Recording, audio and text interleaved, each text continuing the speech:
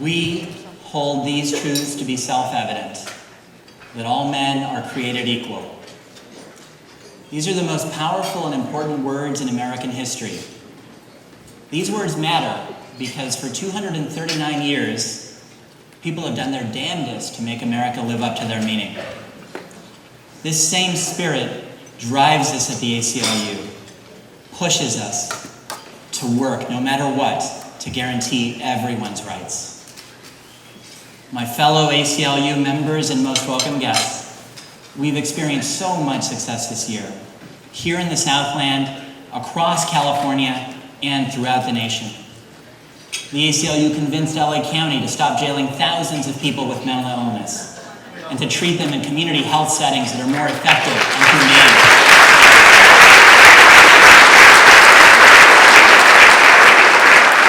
The ACLU lobbied California into the digital age. State privacy laws predated the internet and offered no protection for emails or text messages. Now, thanks to the ACLU, California has the nation's best digital privacy law.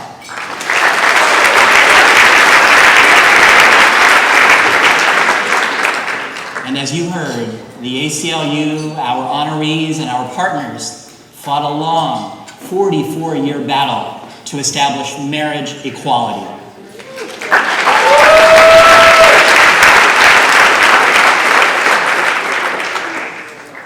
But there's still so much work to be done. We've lived through deeply wounding days when it comes to police violence.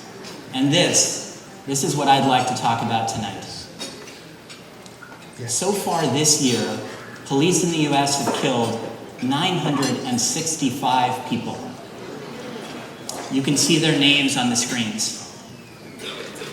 Let's try to put that into perspective. Look around this room tonight. We are half that number. Half. Do you know the number of people killed by police in Germany and the UK combined? 2. This is a crisis, but it's not just about deadly policing, it's about deadly and biased policing.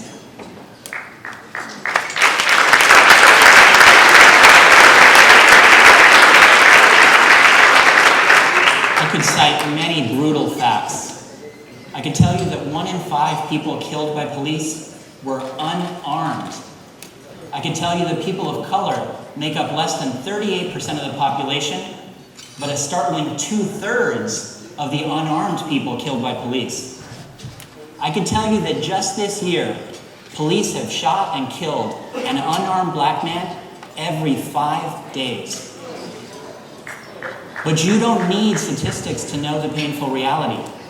You know some names: Walter Scott, Freddie Gray, Natasha McKenna.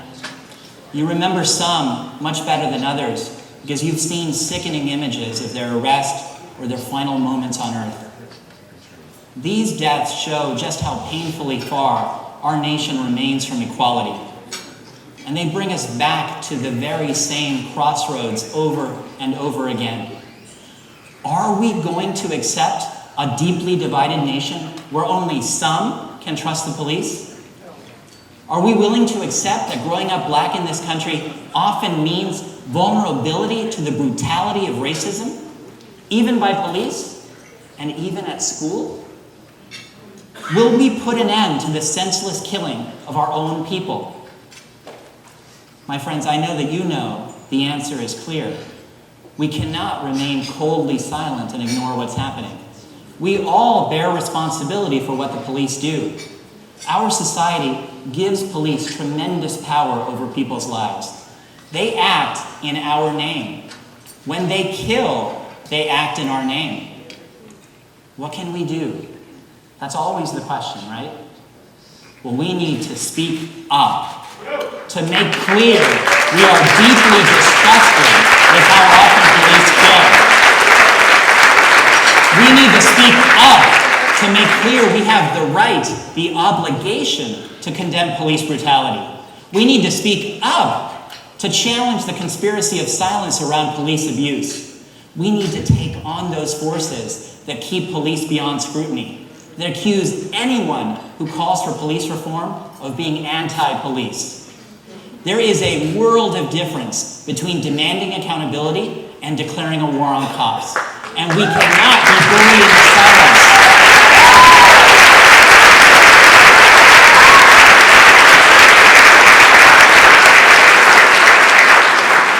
We need to speak up until our collective roar can no longer be ignored. We must demand policing consistent with the idea that all people are created equal. That may sound unrealistic, but the policy solutions are concrete. Fundamentally, policing must be opened up to public view. Law enforcement wants to operate in secrecy. That's understandable, but we live in a democracy. It's clear who polices the police. We do, the people. We have a right to know what the police do in our name. So videos from police cameras must be made public.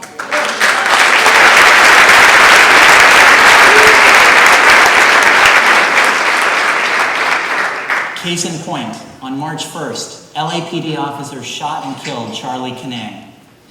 His name isn't well known. That's because the LAPD within hours took to the airwaves to justify the shooting. The LAPD said Charlie grabbed an officer's gun, which caused 3 other officers to open fire. So of course, the media and the public largely accepted the official story and just moved on. But you know what? This looks like a whitewash. 2 of the 4 officers wore body cameras, but LAPD won't release the video. A few reporters have somehow now seen the video. They say it provides no evidence Charlie tried to grab anyone's gun. So after 8 months, all we really know is officers shot Charlie 6 times and killed him. And we may never know the truth beyond that because LAPD may never release that video. We must reject this trickle-down version of transparency. Police tell us over and over again, openness is key to building trust. We need to develop openness. But their words ring hollow when they won't loosen their grip on secrecy. If police want trust, they can't just demand it. They have to earn it. Video is just one piece. Another is discipline for misconduct. In California, misconduct investigations are sealed from public view under the most restrictive laws in the country. Consider this.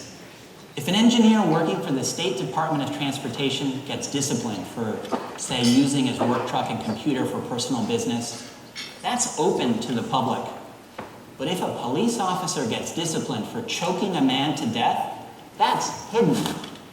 Does that make any sense? Police officers are the public employees with the most power over people's lives. This should make them the most accountable to the public, not the least.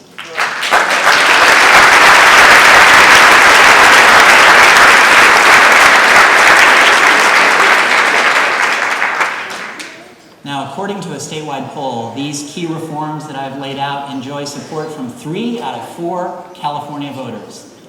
But achieving them won't be easy. The police unions are powerful, and many politicians put police interests ahead of the public. We can change that. We are changing that. This year, the ACLU sponsored key bills to measure and curb racial profiling and the use of force. It looked like both bills would fall short. The police unions stood opposed. Their main objection? There's no need to collect data because there's no pattern of racial profiling or excessive force. It's bad enough that police want to ignore reality, they want us to ignore it too. Thanks to the ACLU, both bills have now become law, making California's police reporting requirements the strongest in the nation.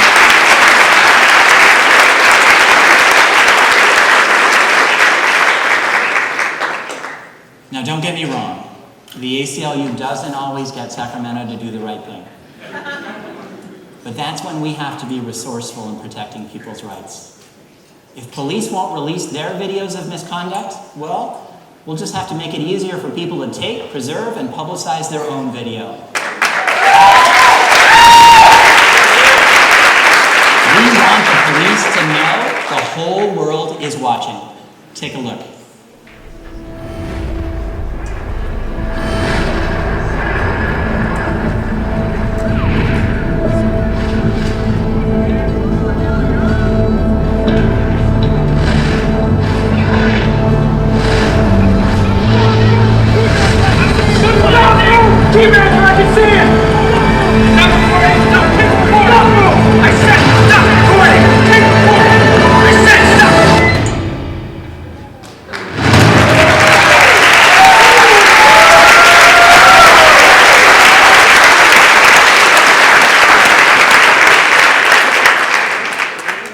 On April 30th, the ACLU launched Mobile Justice, a free phone app that allows people to record police misconduct and automatically forwards the video to the ACLU.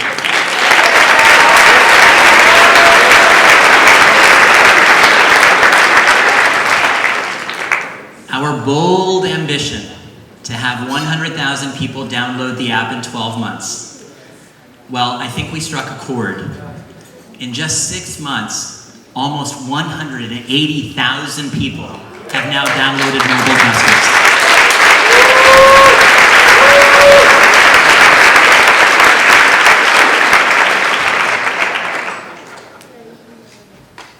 In 1963, Martin Luther King Jr. dreamed of the day when this nation will rise up and live out the true meaning of its creed, that all people are created equal.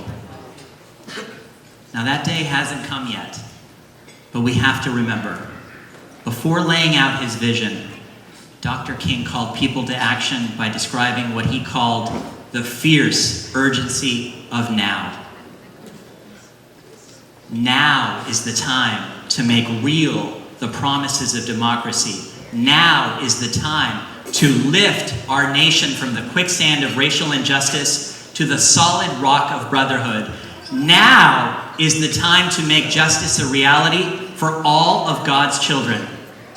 There was fierce urgency then, there is fierce urgency now. We cannot just wait for things to get better with time. We cannot be patient about injustice. We must strive toward justice. Tonight, right now, you can take one important step. Support the ACLU.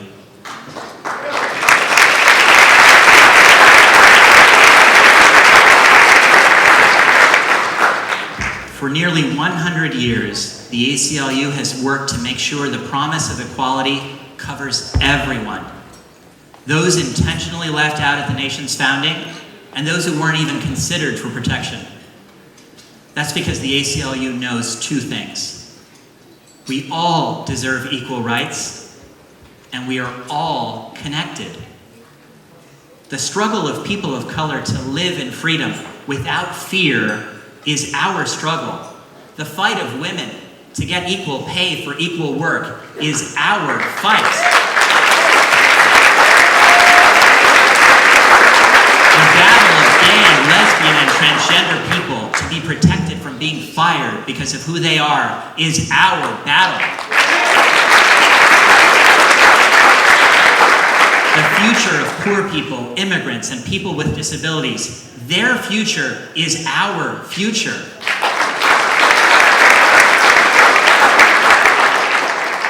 I ask you now, ladies and gentlemen, join me, join us, the ACLU. Let's embrace the urgency of now together. For Walter, Freddie, Natasha, and Charlie. For those whose names we may never know. For everyone, let's make America live up to its declaration that all people are created equal. Let's do our damnedest.